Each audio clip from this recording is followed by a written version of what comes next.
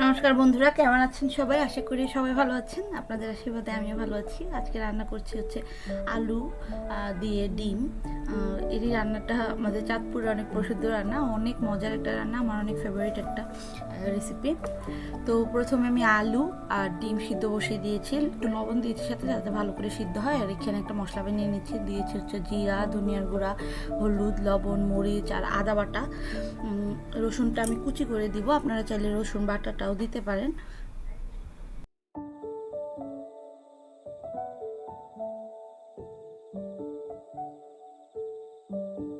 আমি তেল গরম করে তার মধ্যে যে আলুটা ছিলে তারপরে আমি হাত দিয়ে ভেঙে ভেঙে নিয়েছি, আপনারা চাইলে কেটেও নিতে পারেন। এটা আমি হলুদ আর লবণ দিয়ে ভাজি করে নেব, হালকা একটু ভাজা দিয়ে নিব। আপনারা চাইলে ডাইরেক্ট মশলার সাথে মানে কষিয়ে নিতে পারেন, কিন্তু একটু ভাজা দিয়ে নিলে একটু ভালো লাগে খেতে, এই জন্য আমরা ভাজা দিয়ে নিই।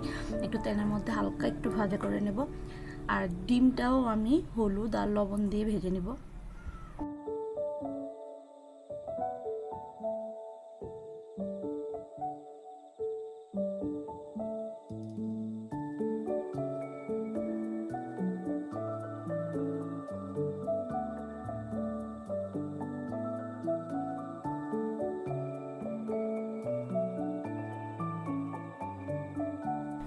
এবার কড়াইতে আমি আর একটু তেল দিয়ে তারপর এটার মধ্যে দিয়ে দিব তেজপাতা।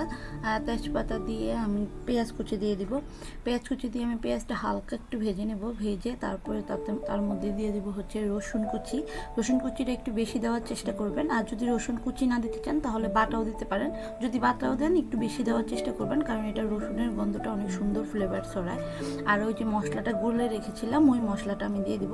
মশলাটা দিয়ে আমি ভালো করে কষিয়ে নেব। যখন দেখবেন মশলাটার উপরে একদম তেল ভেসে উঠেছে, তখন তার মধ্যে দিয়ে দিব হচ্ছে ভেজে রাখা আলু।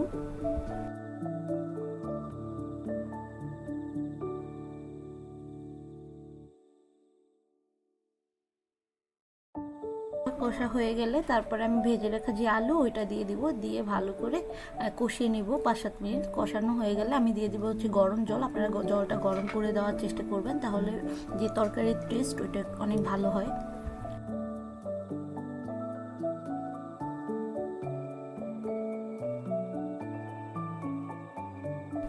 ঝোলটা ফুটে আসলে তখন দিয়ে দিবেন হচ্ছে ভেজে রাখা ডিমটা দিয়ে তারপরে আপনারা এটাকে কষতে দিবেন।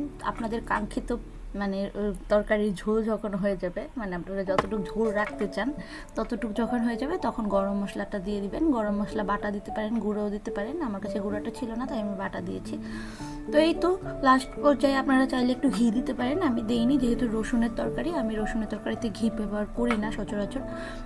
তো এই তো হয়ে গেল আমাদের ডিমের তরকারি। বলবেন আমাকে যে রেসিপিটা কেমন লাগলো, আপনাদের আমার রান্নাটা কেমন হয়েছে, আর আপনারাও বাসায় ট্রাই করে দেখবেন যে কেমন হয়েছিল। ভিডিওটা যদি ভালো লাগে আমার পেজটাকে ফলো করবেন। আজকের মতো বিদায় নিচ্ছি, টাটা।